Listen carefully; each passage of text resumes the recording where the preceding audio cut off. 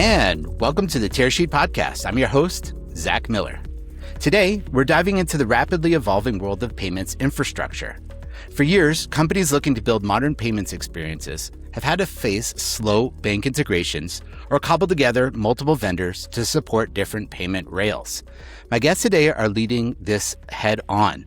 Modern Treasury just launched Payments, an integrated payment service provider that unifies fiat and stablecoin payments under a single API.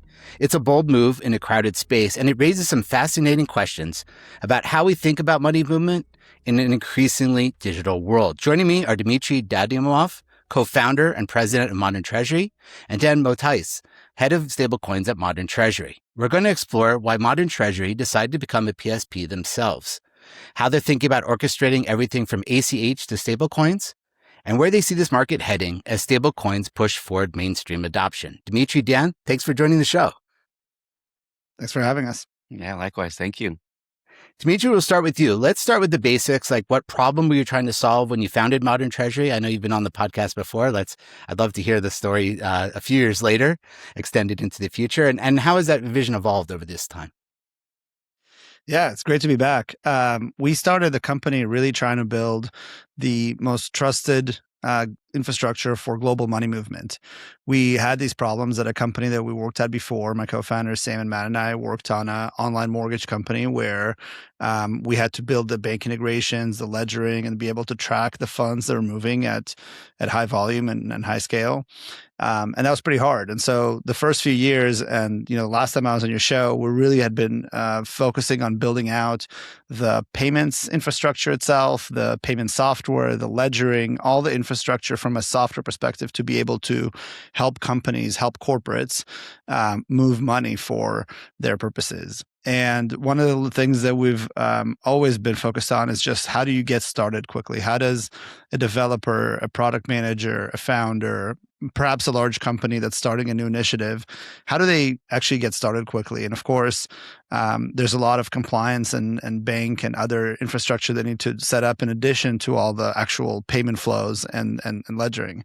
And so, kind of fast forward a few years from last time I was on your podcast, a lot of what we're excited about bringing to market now is perhaps a more bundled version of this, a PSP that actually handles a lot of these issues, which I'm sure we'll dive into. And in addition, making it native to fiat and stablecoin as the types of rails people are using to move money around the world really evolve. So it's it very much builds on the payment and ledgering infrastructure we've been building for years and serving companies with, and takes a step forward to try to be even more helpful, even more immediately for companies.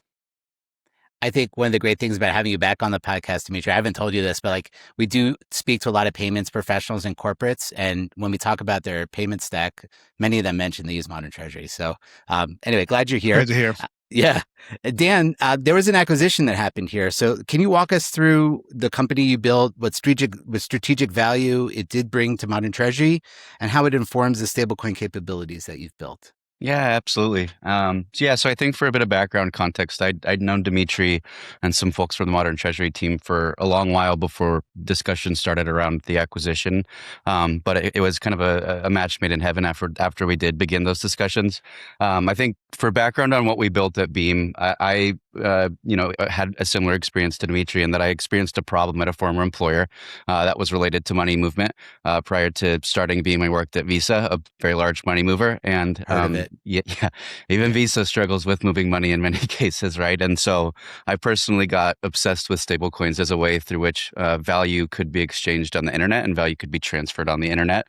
And so I jumped out to start Beam in 2022, right as kind of stablecoins stablecoins like USDT were being challenged by stablecoins like USDC, basically. And so at that time, Visa started to pay attention and said, "Hey, what this new medium that is kind of something we could potentially get the board to say yes to, the CFO to say yes to, and our treasurer to say yes to, we're being considered as a tool by large money movers." And it was very clear that there was a lot of infrastructure that would be needed to build out a world in which the Visas, the other card networks, the banks, other fintechs could use this tool. And so that's why we started Beam.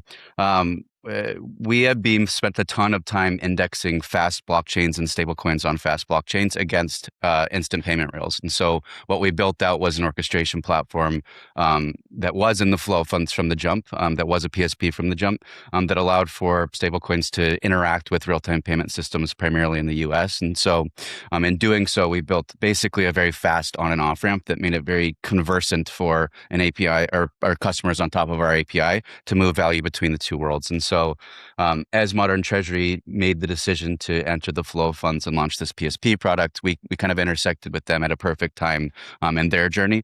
And we decided to join forces such that a lot of the core assets that we had at Beam could be relevant for MT's new payments offering that we're now taking to market. Moreover, a lot of the work that we'd done in stablecoin land could be built into MT's payments offering native on day one. And to ensure that this concept that we're workshopping called the forever payments platform could include digital currencies by default. Dimitri, we'll kick it back to you. So apropos to what Dan said, you just launched a new product called Payments, this integrated payment service provider. Can you walk us through what this actually is and why you decided to build it now? Yeah, certainly. So in the prior model which we still support and help companies with, companies came to us that have already developed bank relationships and said, Modern Treasury, can you help me integrate to the bank's payment rails? Can you help me track what's happening, move data into a data warehouse, all those types of things. The thing that remained on the company to do, though, was to set up a bank account, set up a compliance program, set up all the stuff that would still take months, many weeks at the least, and sometimes many months. And certainly, if you're a startup, it's even more challenging because on the one hand you have more urgency, on the other hand you have a little bit less resources. Mm-hmm. And so what we saw again and again is that a lot of companies for whom money movement was a core part of their product or service had to go spend 3 to 6 months setting things up before they could really test out launch their products and test out their value proposition to end customers and all these things that ultimately money movement was a key enabler for, and they had to get it right, but there wasn't really teaching them something about the whole question they're trying to answer with their startup. And so what Payments is an integrated PSP. And what that means specifically is that we, you come to Modern Treasury, we can handle, we can onboard you, do the KYB piece, and we have banking infrastructure and we have a compliance program that can handle this for you. And so, there's many PSPs out there. I think a lot of PSPs in the market today really focus on a specific payment rail, something that's unique about Modern Treasury because we started out saying, hey, we'll support you on any payment rail across the entire bank that you work with, is that we're launching with a lot of capabilities and a lot of coverage, such that, as Dan alluded to, it's sort of a forever payments platform. You can keep adding new payment rails. You can keep adding new kind of custom bank connections if you want. You can keep adding stable coins and things like that. So that's our vision, is really how do you get started with something and how do you build that out, and you don't have to sort of do migrations, which anybody who's been in the space has probably been through a painful migration from one service provider to another or from one banking partner to another. And we want to help companies launch quickly and stick with it and kind of avoid having to do that. This question is for either of you or both of you, but I'm curious what the voice of the customer, what role the voice of customer played. What were you hearing from customers to decide that this payments product was like the right move in the evolution of the Modern Treasury model? I can start, and then I mean, for many years now, we've encountered teams where, especially a technical team that doesn't really want to go set up a whole lot of, banking relationship and kind of business development type activity, where it's not that they don't want to, it's that they really are in a hurry to try to set up something and prove something out and build a product and get moving quickly. And those teams have oftentimes come to us, understood what our value prop was, and effectively walked away or pivoted to something else because the bar has been a little bit higher for them than they thought. it's also true for larger companies. Oftentimes at a large company, you have a different dynamic where you have an innovation team or a product team that wants to, set something up as an experiment or get started with something. And then, they kind of have to go talk to the CFO, and they have to kind of run into the bureaucracy of the large company that actually takes everything with a level of seriousness that, of course, it should, but it can sometimes slow down innovation. And so we're really focused on builders. We're focused on people who are trying to create something novel, and they want to be able to enable the most innovative things, whether it's stablecoins or other things. And so being able to give them that with a with a rapid kind of launch mechanism is something that they really value. So we heard that over and over and over again over the years.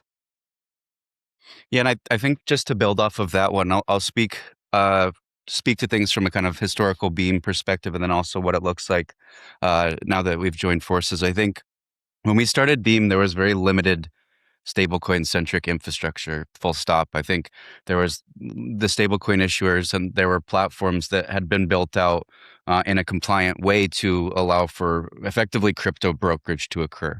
And these were known as the ramp providers, and these are folks that made it easy to add, like, I buy Bitcoin, I buy ETH, I buy USDC or USDT into an application. But the kind of rail sets, the infrastructure sets that made it easy to embed on an off-ramp, if you will, were very limited, right? And so there really was no other choice than to be a PSP by default, and to be a PSP in partnership with underlying banks and, custodial liquidity providers from day one. So it was a natural beginning point for us. And I think that's been validated as a valuable place within the infrastructure stack to be. And then you can fast forward to kind of where we are with the MT platform. I think what's been fascinating on the MT side is that in a previous world, we were spending a ton of time selling into either crypto native companies that had already been, red pilled, as they say, or folks that may have only bought into the stablecoin kind of thing and believed in stablecoins as a way through which value can be moved around the world more efficiently, but also believed that traditional user experience design should be overlaid on top of that. However, it was very difficult, and it was very limited in terms of the discussions we were having with, like, normal businesses, whether that be normal fintechs, normal corporates, normal marketplaces, right?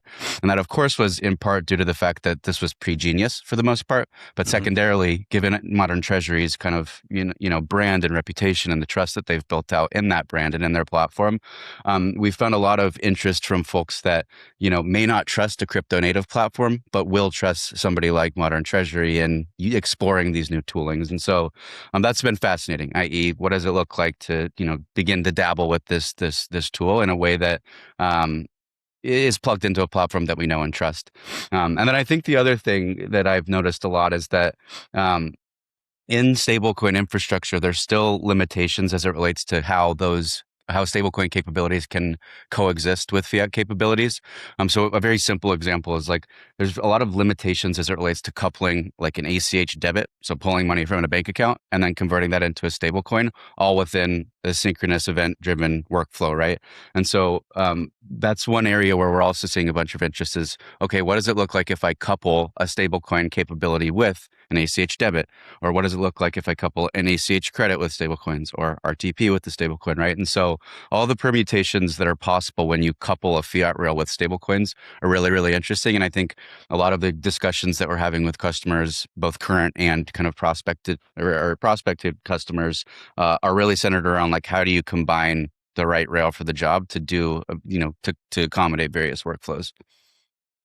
Dimitri, we're going to kick this back to you. And you described a model where companies can start with the PSP and then add direct bank partners as they scale. I guess, how does that growth plan work, and why is that flexibility important? Yeah, I think that one of the learnings that we've had over the years, and just if you study history, is that, payment rails never die, right? We still are talking about how paper checks are still around.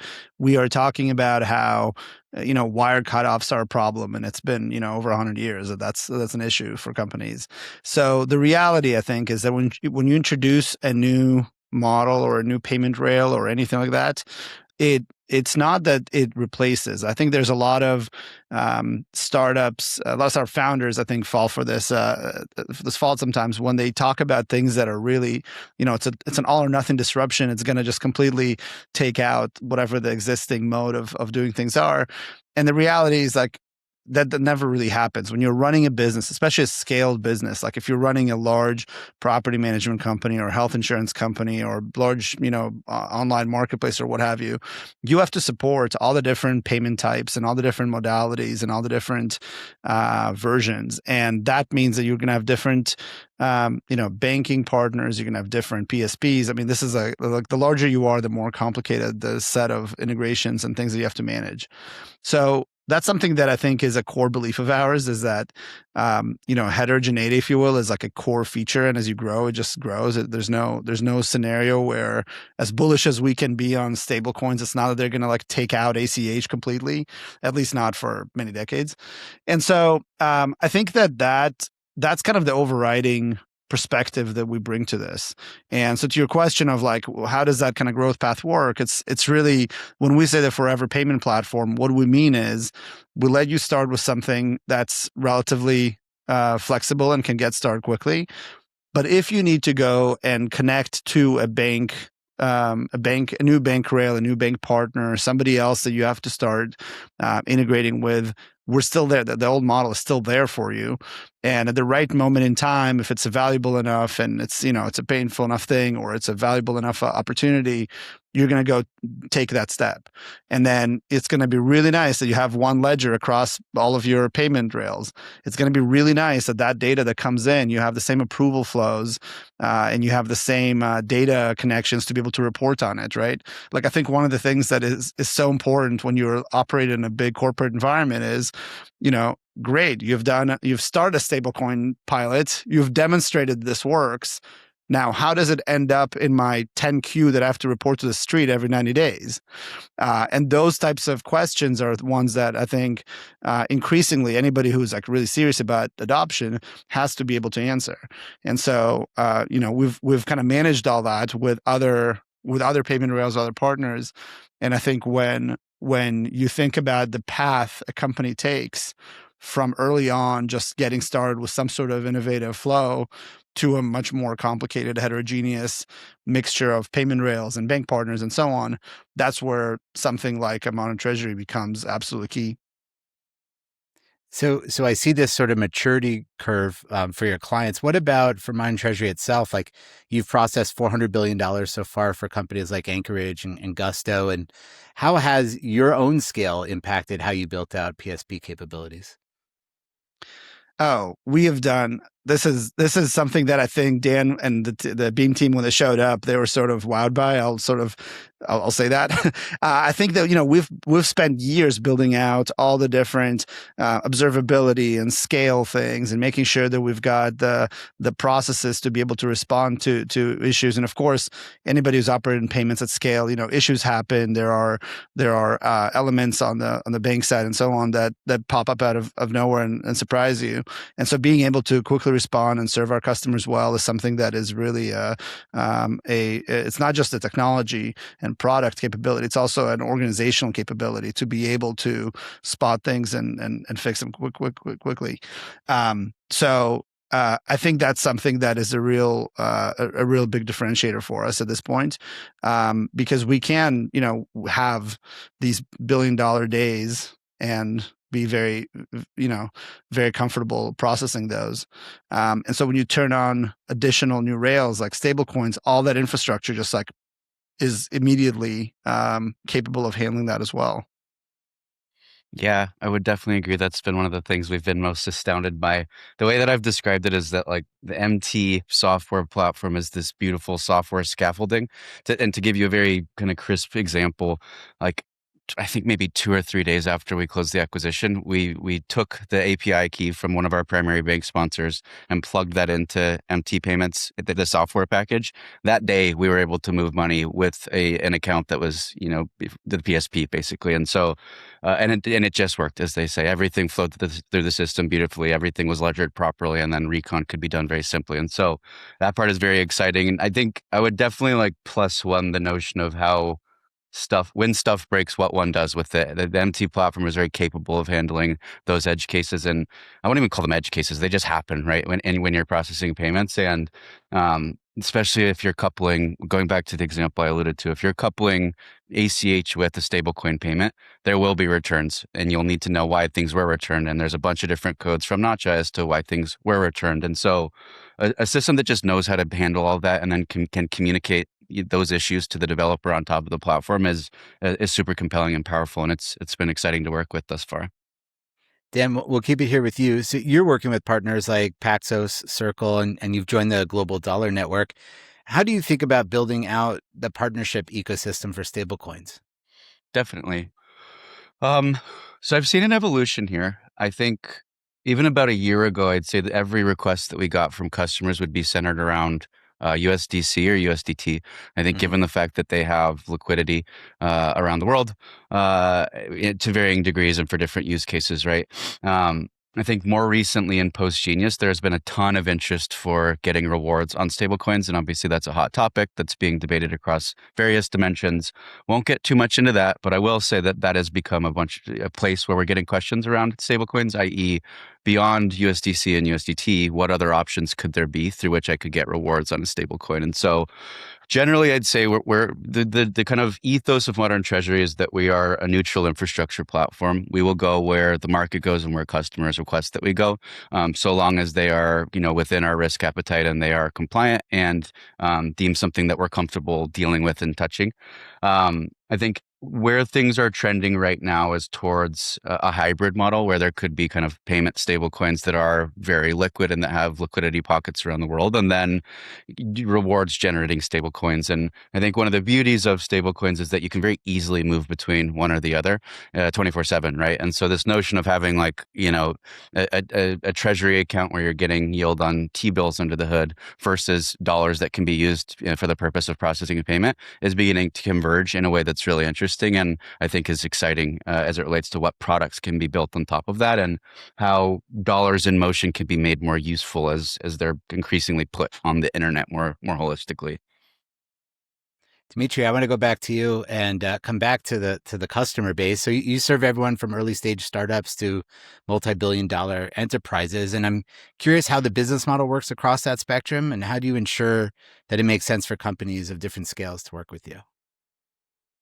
Yeah, so I think starting from the problem we're trying to solve and where we set out to solve when we started the company, it's a problem that almost defines any commercial enterprise. Like you probably have to move money if you are a company that, and especially if you're a platform that somehow, whether through an app, a marketplace, a fintech company, et cetera, money movement is a core part of a product or service that you're offering.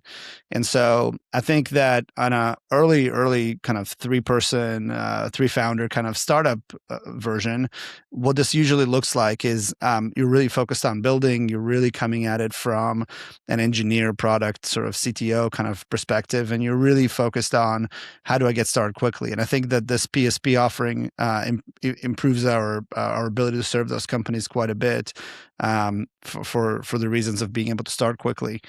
As you scale, you start building out other teams. You start building out an ops team, a finance team, and those teams have other concerns. They're managing to scale. They're managing more complicated reporting. They're managing potentially multiple geographies and things like that. And so making sure that the features of the platform that are offering that functionality, which maybe like the three-person founder team didn't really care about or didn't really ask about, or maybe they asked about it, said, cool, checkbox, it's there. But they're not really spending all their time living and breathing in those dashboards and workflows to be able to do that. And so from a business model perspective, it really starts from like a pay-as-you-go platform where in the beginning, when you're just getting started, you don't really know exactly how much your business is doing. You're not really, you're focused on getting started quickly. And so you, and a lot of the transactional types of payments that we're doing, like we can charge you per transaction. That's the business model ultimately.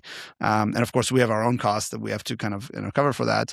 All the way to at scale, it's much more of a tiered a tiered thing that's a large enterprise company can kind of estimate a lot better what their actual volumes are, and we can have a discussion around that. That's maybe like a 3-year commitment or something like that, which again, in a startup context, that's not super relevant. So we've got companies that we've had companies that ask us for a 10-year contract, which I've never, as coming from a software side, it's just not a thought that you sort of have. And I remember calling one of our board members being like, is that a thing? Like who signs 10-year contracts? How do you like bake inflation into it? How do you even think about that 10 years out? So we've never signed a 10-year contract, but we've signed many 3-year commitments with enterprises with additional options to renew and things like that. So the contracts definitely become more complicated. But ultimately, I think it all comes down to the predictability of their business. Like startups don't really know if they're going to move, $1 or $10 million next month, versus larger companies. I think are a lot more. They understand their business a lot more. Dan, I want to zoom out a little bit and ask you, I guess, a bigger scope question. Where do you see stablecoin adoption heading over the next few years? I know it's obviously a big question, but I guess asked it differently, like what would it take for stablecoins to become as easy as an accepted as like an ACH payment or something like that? Yeah, I think this is always a tough one. I'd say one thing I would mention up front is that there probably is a world in which stablecoins don't make sense for some use cases, right? Like, I don't know if they'll ever become as commonplace as an ACH payment for certain use cases, right? But what is powerful is when they can be coupled with those rails, to go back to that core theme. That said, I do think that there's tremendous value, obviously, in not only stablecoins, but the tokenization of financial services and the tokenization of money. And I do think a world in the next 3 to 5 years will be a vastly more tokenized world, wherein you have stablecoins, issued by private issuers. You have, deposit tokens issued by banks potentially, and then you have a bunch of other novel forms of tokenized currencies or financial services or financial products, really, all around the world, depending on kind of how each regulator and how each country ends up participating in this space. So one theme that I am comfortable going on record betting on is that theme, which is tokenization. And stablecoins will play a huge part of that, obviously, I think, and also have been a tremendous, basically experimentation ground to prove out to Wall Street and to prove out to various other kind of large incumbents that this is all possible and that this should be invested in and taken seriously. So I think that's one thing I'd say. I think one element I'm personally most excited in is that I think there's a lot of discussion about stablecoins disrupting, like, cross-border payments, for example. And to Dimitri's earlier point, right, like it's very unlikely that it's an outright disruption, at least in the next 2 or 3 years, and we'll kind of time box it in for purposely there. I think there are definitely corridors in which tokenized and or stablecoin-based payments make more sense than what's possible with traditional rails.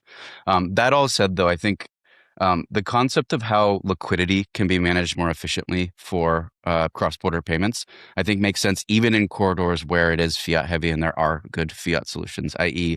what could it look like if working capital from the fintechs that build out these experiences to the users that then use those fintechs all is more efficient because it's tokenized and can more easily move from different pockets, different wallets on a blockchain, whether that be public or private, and what sort of efficiencies and productivity gains can be realized by using tools like that. And so to give you context, like we had a discussion today with somebody where things are moving from this speculative, like what if liquidity were managed on chain, to how can we reduce the pre-funding requirements that we have right now by using tokenized liquidity and doing something like a just-in-time off-ramp to meet, the fiat bank requirements, for example. And so it's definitely getting very real. And that part is most personally compelling to me and exciting because it's solving real problems. And with a little bit of bias, it's also solving one of the main reasons I got into the space, which is how do you more efficiently move money around the world? Again, with that theme that is like, there needs to be convergence between the two systems, not a panacea where everything's tokenized or, we're, not a world in which we're stuck in 70s COBOL, which everybody likes to make fun of, right? Dimitri, I'd love to end our conversation with you. Can I actually just add one quick thing to what Dan said? I think there's the stablecoins have been a hot topic for the past 18 months or something. And I think that there's two completely separate conversations, both equally valid, that are happening. One is the cross-border conversation, which is the stablecoin sandwich. How do I send money from one country to another? And how do I use a stablecoin in the middle to be able to make that much easier? And there's a lot of very valuable businesses that will get built on that. there's a lot of demand for dollars, right? Like people who are living in economies that are not in US dollars who want to have their savings set in US dollars, which has nothing to do with payments. It has to do, it's more of a monetary thing and a personal savings choice thing. There's a separate set of value props that stablecoins offer, which are all around things like pre-funding and things basically around liquidity and helping businesses fund things correctly. And by the way, if it's a 3-day weekend, do I need to take a loan because I have to hold all this, inventory for 3 days now? And all of this goes away if infrastructure on the banking side was 24/7 and instant. And I think those are both very valid. When you combine those two, then you get into the really magical thing of like, wait, if I'm running a global enterprise and I have bank accounts all over the world, and I have to like pre-fund, like make sure that I've just like park enough money in my Japanese account so I never, fail to pay the Japanese payroll, and now I'm like 3x overfunding every single account all over the world. I'm not getting the best yield. All of that isn't necessary at all. If you can have a central cloud bank account, if you will, that's earning the most yield that you can get, and you can instantly off ramp and you can instantly like drop funds wherever you need to 24/7, and therefore you'll never fail a payment, fail a bill payment, fail all that stuff. And so I think that there's going to be businesses built like serving all 2 or 3 of these value props that are very large, very global, and they're very different businesses. And so I think that we as Modern Treasury want to be able to help corporates get there and help companies experiment and then scale up those experiments around those use cases. But I think it's just worth mentioning because I think that, especially sitting in the US, I think a lot of times people in the stablecoin world look at it and say like, oh, this is for if you're sending money to Latin America. It's like, no, well, yes, there's that cross-border element of it. And there is this US dollar access element of it. And completely unrelated to that, every single company in America is managing working capital, and it's all governed by, like Dan said, like basically banking infrastructure governed by 1970s COBOL rules. And boy, can that have a much better technology like impact that, and can that really improve the way that business runs in America, completely unrelated in a purely domestic sense. Yeah. One final comment on that point is that there's going to be use cases that we probably haven't thought of right now, and that's the beauty of being at the platform level. We will get maybe some corporate, maybe some net new team that comes to the space and says, "Hey, what if we stitch either all 3 of those components together, or one or two of those components together, and creates a novel product that just couldn't exist without stablecoins?" And so I'm obviously very excited about this space, but it's very possible that somebody comes to us and brings us the idea that's like, "Oh wow, we never thought of that. That's amazing. Let's go all in with you." The power of a platform. Indeed. Dimitri, I want to end with you. Since you've cracked the fiat stablecoin integration challenge, that's what we're talking about here today. Like, what's the next major problem in the money movement space that you're excited to address? I think that one of the biggest things that we've been working on for a while, but that still has a way to go, is really bringing instant payments to kind of wide adoption in the US.